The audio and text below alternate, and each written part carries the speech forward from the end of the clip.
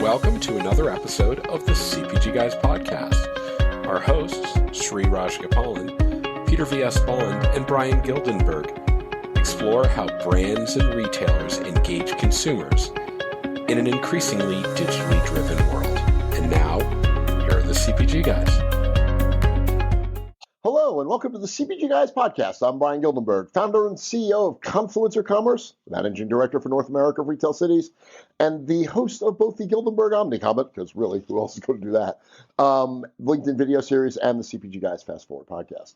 We're recording today's episode high atop the Mandalay Bay, resort and casino in Viva Las Vegas. Viva Las Vegas. Oh, good. Elvis is in the building. So not flying, fortunately. We're here to attend the Grocery Shop Conference, where CPG and retail omnichannel professionals come together to learn about the latest in consumer engagement and digital strategy. I'm going to be on stage tomorrow with somebody who you're going to meet in a minute to discuss the future of loyalty. This episode will air, of course, on the Saturday after that. So if you have a time machine, please come back and see us. And if you did see us, we hope you enjoyed it. And what kind of time machine are we using? Hot tub or DeLorean? We keep debating. So it is a battle. It's a constant. Well, Doctor Who had a phone booth too, right? Oh, is that a time machine or is that it's kind of a space and time machine? Space and time, multiple dimensions. For those of you who are not familiar with our podcast, I'm not sure why you're listening, but for those of you that are familiar, you'll recognize the sweet dulcet tones, the sultry sounds, the late night jazz inflections of one Mr. Peter V.S. Bond. Peter, how are you today, man? I'm just a little jealous because your job description includes 5 or 6 different things. And I forgot to mention what you do at all. What do I do? Oh, yes, when I'm not podcasting. You're the partnership acceleration lead for Flywheel, of course. Oh, Flywheel Digital? Yeah, I will now. Your boss will be thrilled. To my boss, he'll be happy that I mentioned that. Yeah, she'll be thrilled. She'll be thrilled that you had to remember that. So that's Peter. I'm here too, but before we get to our guests, which we eventually do on the podcast, for those who've never heard this before, we do actually incorporate the guest at some point into the episode, just for fun. I'm going to remind everybody to subscribe to our podcast, so there's no reason why you would do that at this point, on your favorite platform. And if you use Apple or Spotify, please give us a review. Please listen to the whole episode before you do so. No, they can go right to a 5-star rating. Oh, that's true. You can. We have no problem with that. Yeah, go straight to 5 stars. I don't think we've earned 5 stars yet, but by all means, please pay it forward, as they say. In all seriousness, the number of reviews obviously really impacts the findability of the podcast on any platform, so we appreciate your support. We should just stop right now and say, everyone, we're not moving forward in the interview until we see the 5 stars. We've set it up where AI has come in. Of course, we're going to have to wait until it's released on Saturday. Okay, let's just go back. Never mind. I digress. You're getting the time machine back. None of this is going to work. Mm-hmm. So we would actually like to express how honored we are to be rated the number 1 CPG podcast for 2 years running. 2. According to FeedSpot, the leading podcast ranking authority. We're also very pleased to announce that some of our other sister podcasts have joined the top 30, including the CPG Scoop, the CPG Guys Fast Forward, and the FMCG Guys. So we've got a podcast empire. We are building. We are soon to be the kings of all media. Kings of all media. Once Howard Stern retires. Fear not for the team here. We don't approach interviews the way Howard Stern does. So we are also happy to be the formal sponsors of Next Up, whose mission is to advance all women in business and promote the cause of gender equality in the workplace. To learn more about Next Up, simply click on the hyperlink in the digital liner notes of the episode, where you will also find links to our podcast and the sites of our sister casts. You'll also find links to follow Sri Rajagopalan, our third CPG guy, his daughters Rhea and Laura, on their career journeys as they explore being professional musicians. Rhea recently on the giant sign in the middle of Times Square. She was Spotify's Asia Pacific Artist of the Month. Indeed, she was. And Lara is currently competing to be the member of the next global K-pop sensation on the, I think it's the YouTube series Dream. What did we do? We created a podcast. Not quite as impressive as my daughter's the student council representative on her student council. So and you can follow proud of her. You can follow her exploits by asking me. But now, before we end up talking all day, we should probably get to the guests. Let's do that. So cool. So our guest today has just taken on a new role at Shipt after a successful career at Meta and in the agency world. She's the Chief Growth Officer for Shipt, and we'll be talking to her about what that role means, the future of Shipt in the commerce and particularly the future of Shipt in the media space.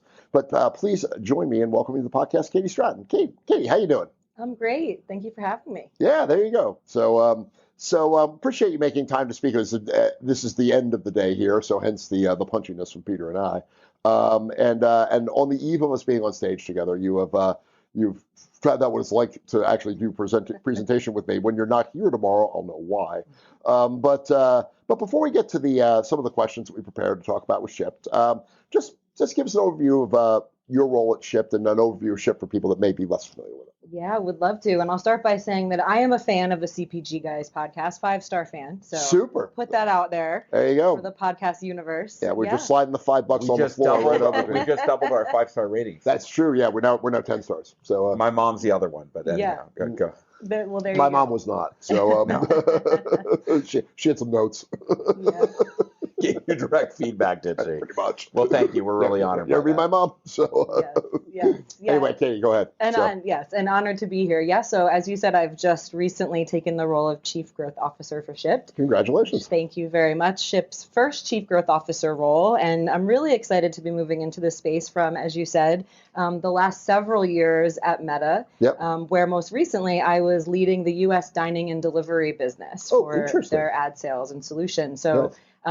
Very much in line with the delivery industry. And I was really interested in last mile delivery as I was working in that capacity, which is what really drew me to Shipt. And that people centricity nature of the business was very much in line with my own ethos. So here I am.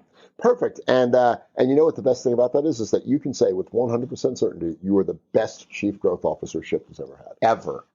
Now I will. Thank you for that nugget. That's what we're here for. So thanks for the overview, Katie. In the digital liner notes of this episode, we're going to include links to your LinkedIn profile, Shipt's LinkedIn page, and Shipt's website for listeners to access and while we go on with the conversation.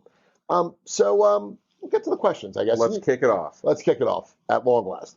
And you kind of led to some of this before. And you became really interested in the last mile, obviously at Meta, and then sort of jumped Shipt, so to speak, or jumped to Shipt, as the case may be.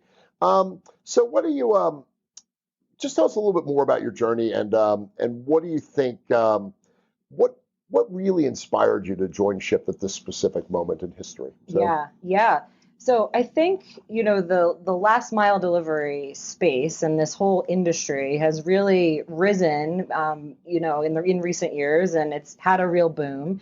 And the way that brands and advertisers have thought about that world has been kind of supplemental in years past in thinking about how do we supplement our plans with last mile delivery. And I've seen a real shift there where they're now saying we can get closer to the point of sale with our partners in this industry. And so for me, getting closer to that point and bringing that value to our advertisers, to our customers was really important.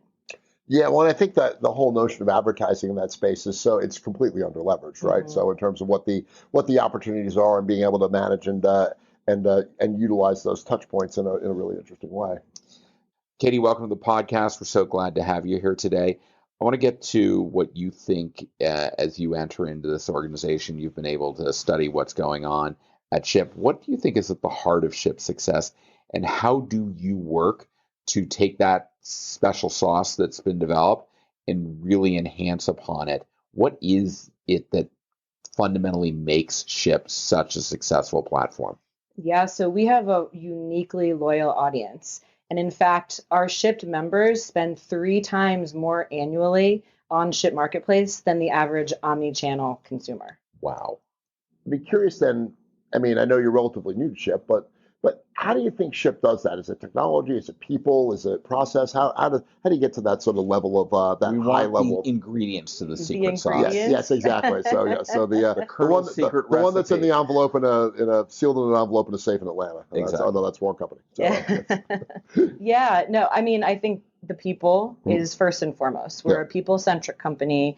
The experience from the entire customer member journey to our independent contractors who are shopping, to the relationships that those two people have together are really, really important. In fact, we were the first to launch the preferred shopper ability. So going back to technology, which you mentioned, the tech is a huge part of that experience. And for those that don't know, preferred shoppers, when you're able to say, I'd like to work with this shopper again as a customer, you can mark them as a preferred shopper, and then you can communicate with them directly as you're saying, okay, they're going to come pick my order, and they get to know you, they get to learn your habits, they get to understand, you may have children and you get diapers every week and you forgot to put that in your basket. And as a mom of 3 with children out of diapers now, thank goodness, that's the worst thing when you're going to get the diaper and it's not there. Yeah. So I would say the combination of the technology and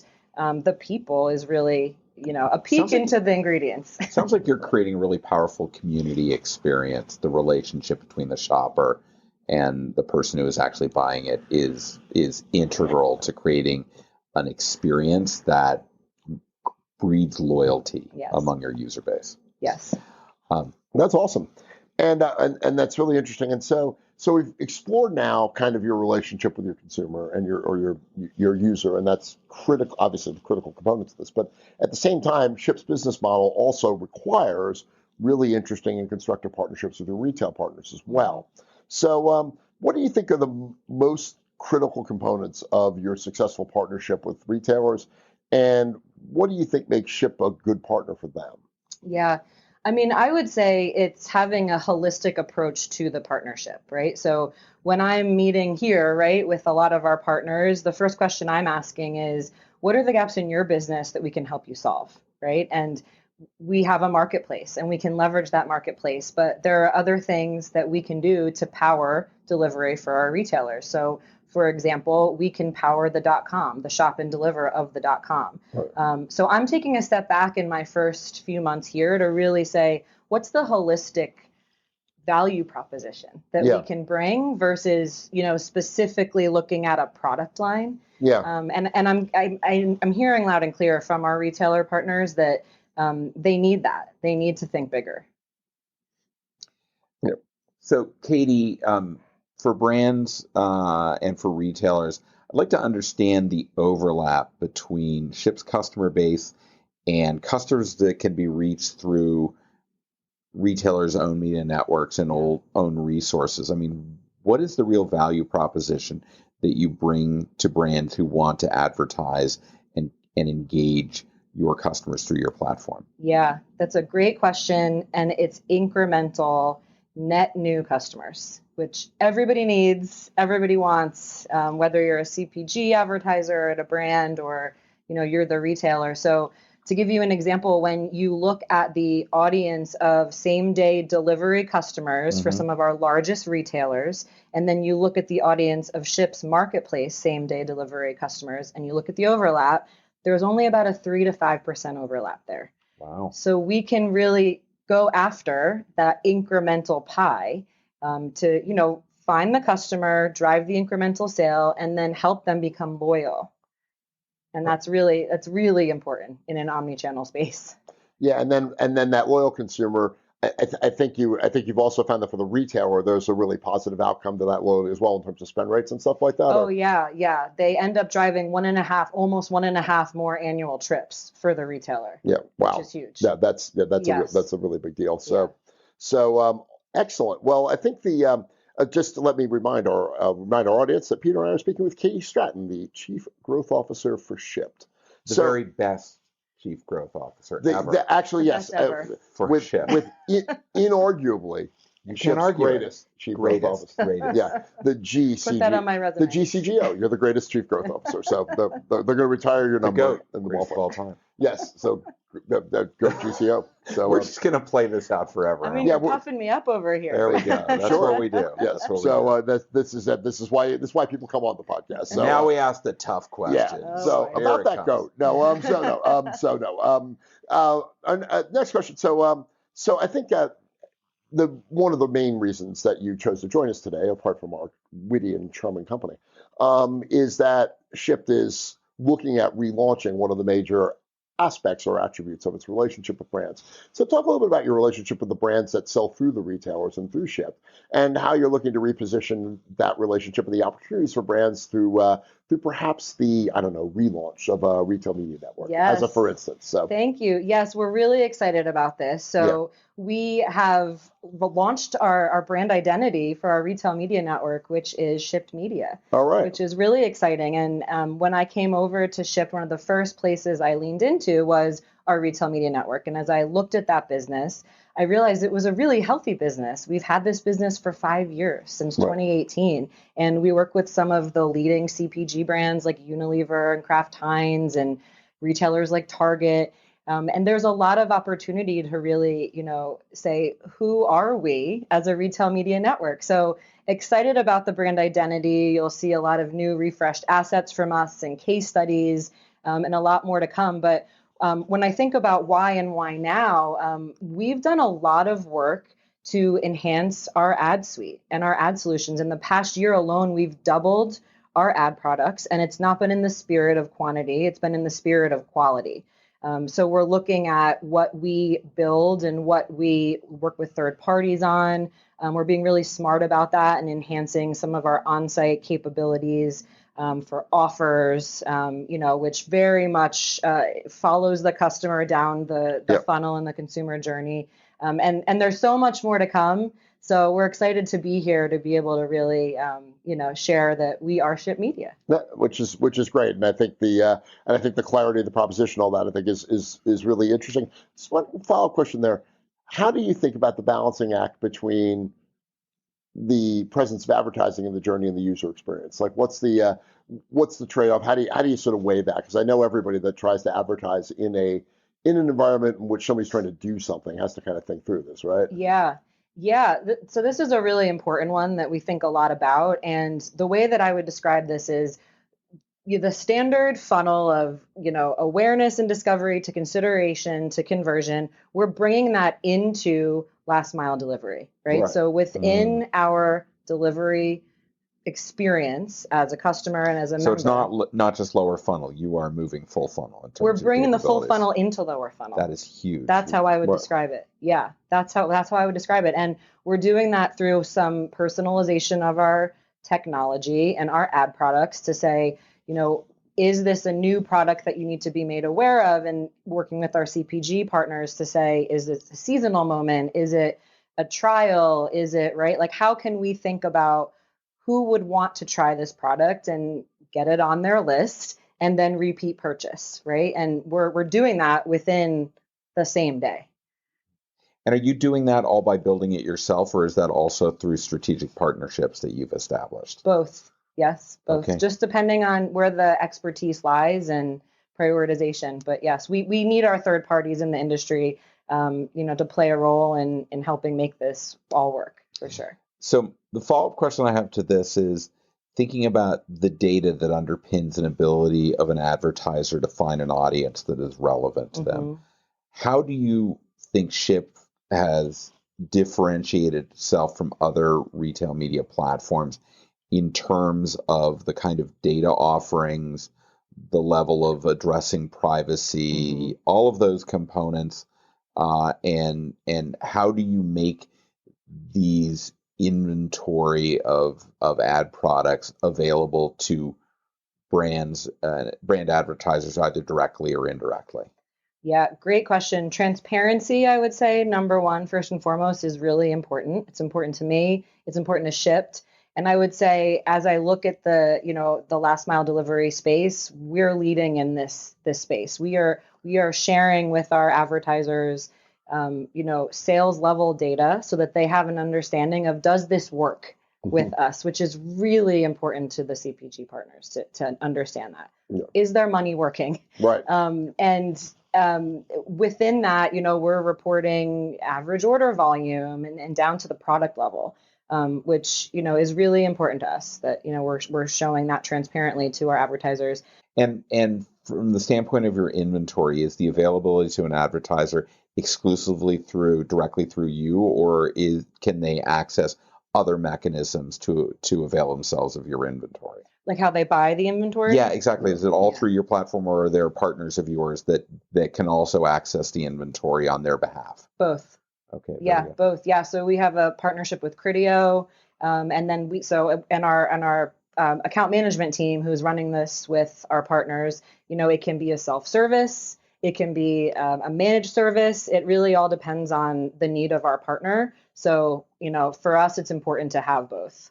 The goal here is to get the brands access to the inventory and let in the them way decide they need it.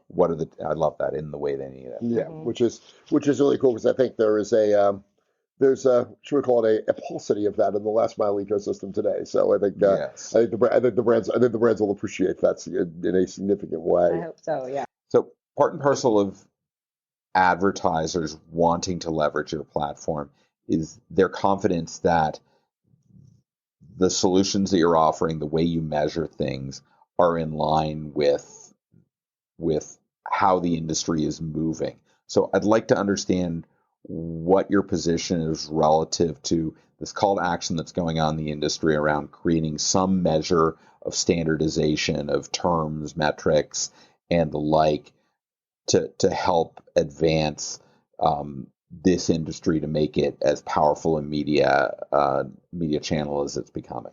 Yeah, I would say it's an important call to action, and it's a call to action we want to be a part of, and we want to be a part of the solution there. We know that transparency in the industry needs standardization. So I'm spending a lot of time looking at where we can contribute to the standardization of the industry.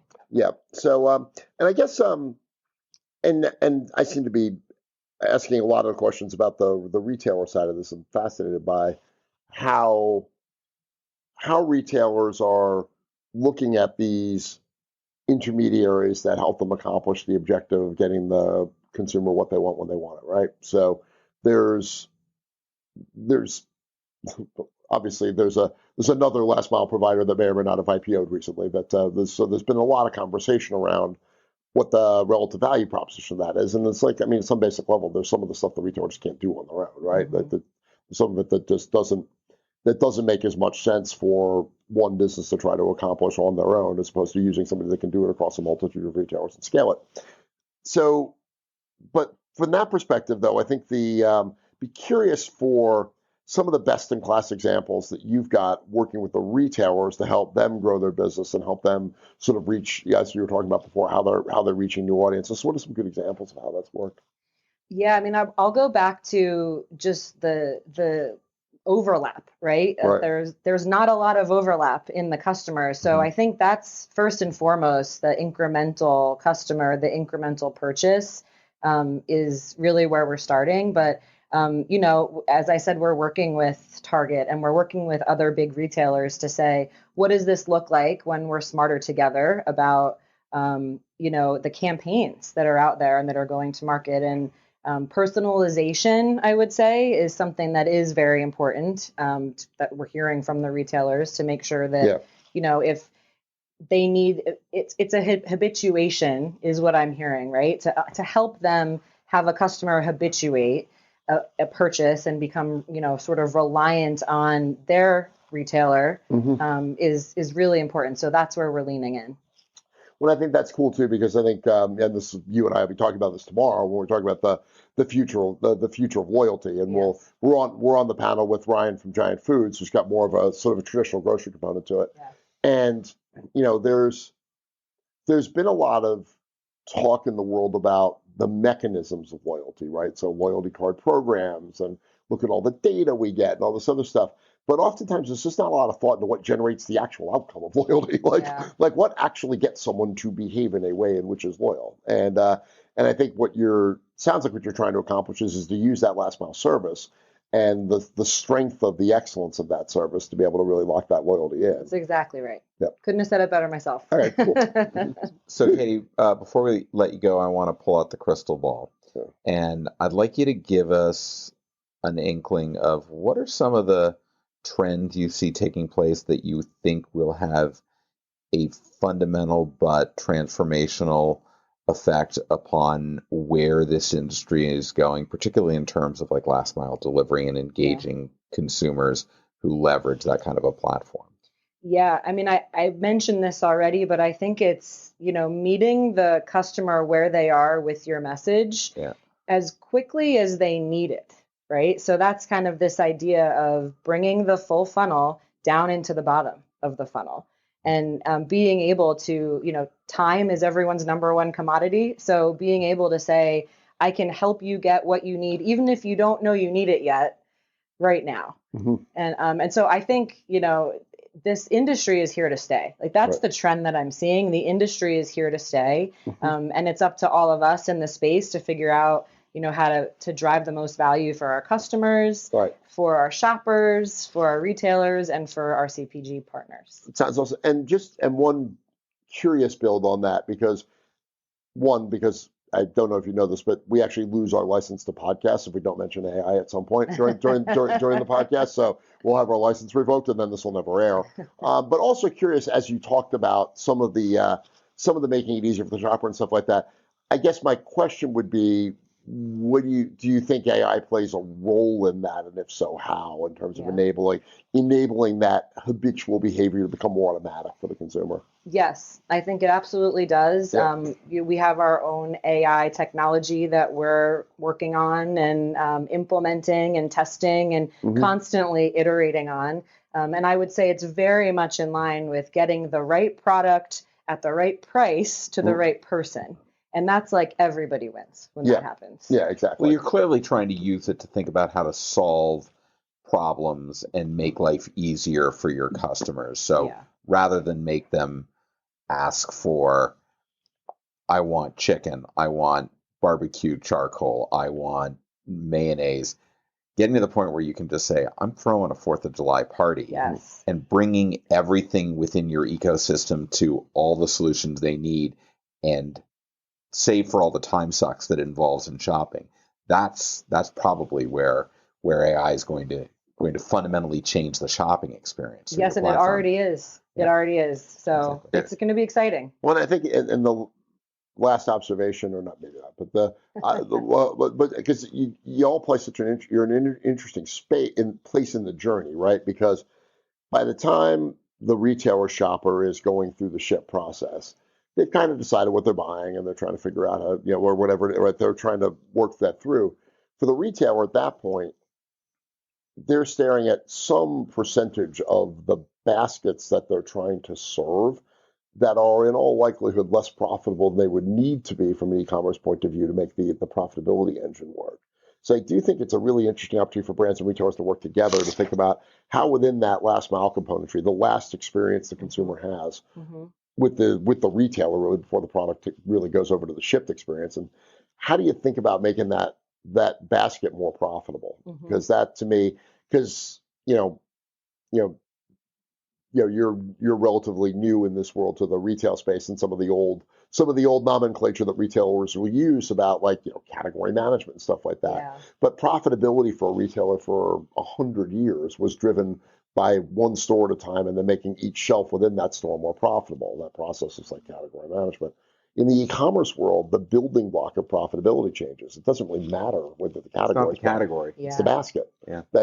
And you are the last entity in that ecosystem that touches the basket before it goes out the door. Yeah. So I think your media network and the brand proposition provides a really compelling proposition for brands, not just to use it as a media tool, but to use it as a profitability enhancement tool, which will make their retailers that much happier with what they're doing on the commercial side of the business rather than just on the media side.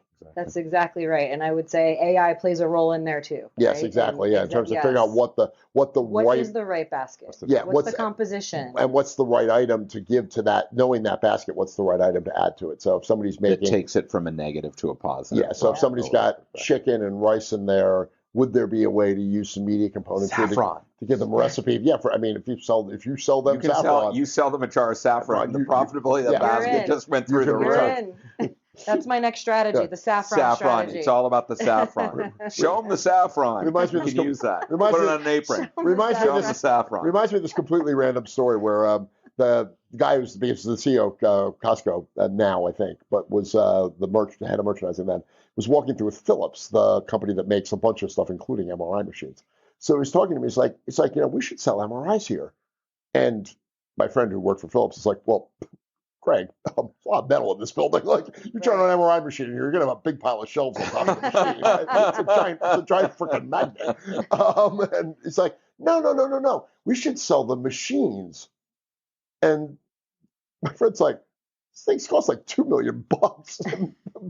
So the head of merchant goes, well, we only have to sell You one. need a heck of a big truck to get it out of the club. It's like we'd only have to sell one. Show them the saffron. Show 'em the saffron. Exactly. Yes, show them the saffron. Shout out to the show of the barbecue colleague that you guys had. Mr. Dave Somer, Yeah. a legacy and legend in the industry. Awesome. Well, sorry, Katie, We go off on tangents. Yeah, as do I. So well, I fit right fantastic. in here. Fantastic on a regular basis. So just a reminder to everybody to check out cpgguys.com, where you can find all of our content. And if you think your company wants to be a part of this, sure. If you feel crazy enough to get into this lion's den, then drop us an email. Yeah, drop us an email. We'll have it forwarded to a psychiatrist for your help. But no, drop us an email, contact@cpgguys.com, and we would be delighted to entertain the notion of you coming to join us on this fantastic adventure.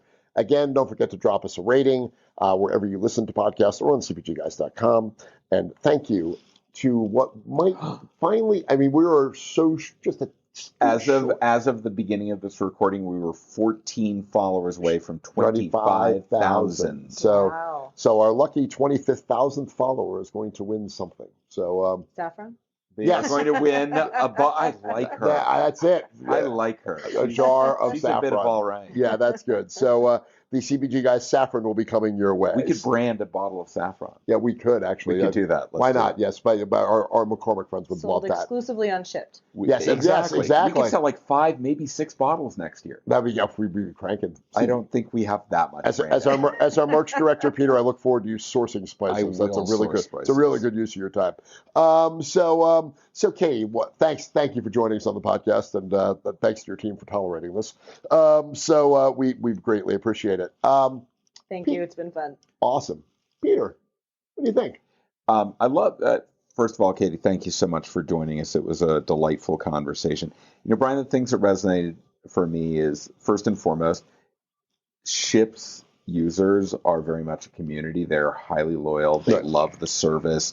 They've cultivated relationships between the people who are doing the shopping in the store and the users who are buying it to make sure that the overall experience. I think the one thing we didn't touch, but I think it is probably fundamental to Shipt's success, is the fact that most people think of e-commerce as when you click the buy button, that's the end of the journey. And what Shipt is telling us is, no, that's really just the beginning of the journey. And everything that happened from when they say they want to buy it to when it gets to their door is ultimately what delights the customer and leads to lifetime loyalty, and why they've built such an incredible audience. And what's compounding that is the fact that audience is very much net new to the audience that advertisers can access through a retailer's own program. That has incredible value to driving incrementality out of their investment in this retail media platform. Yeah, so it's both the expanded reach in terms of people and the expanded moments in terms of the opportunity to extend the journey a little bit, both of which are kind of cool. And the loyalty that they've bred has generated incremental trip volume to the tune of about 50% above what would otherwise be expected. So I think that's really powerful. I also love the fact that they said, listen, we want to make our inventory available how the advertisers need it. They can use self-serve. They can use a managed service. They can come to us directly. They can work through third-party partners that they've made their entire inventory of ad products available.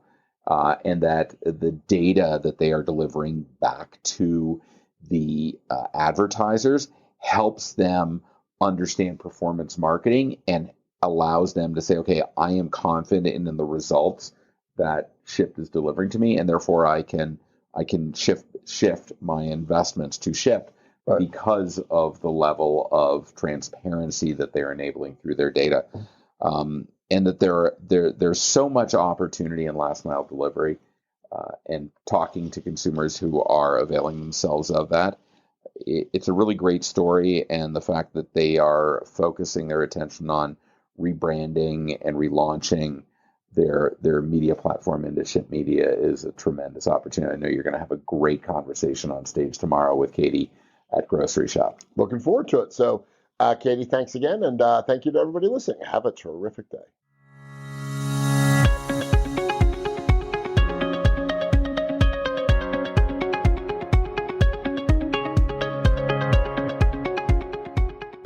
The content in this podcast episode is provided for general informational purposes only.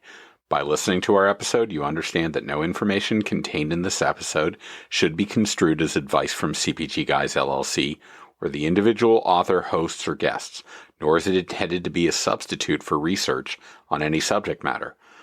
Reference to any specific product or entity does not constitute an endorsement or recommendation by CPG Guys LLC.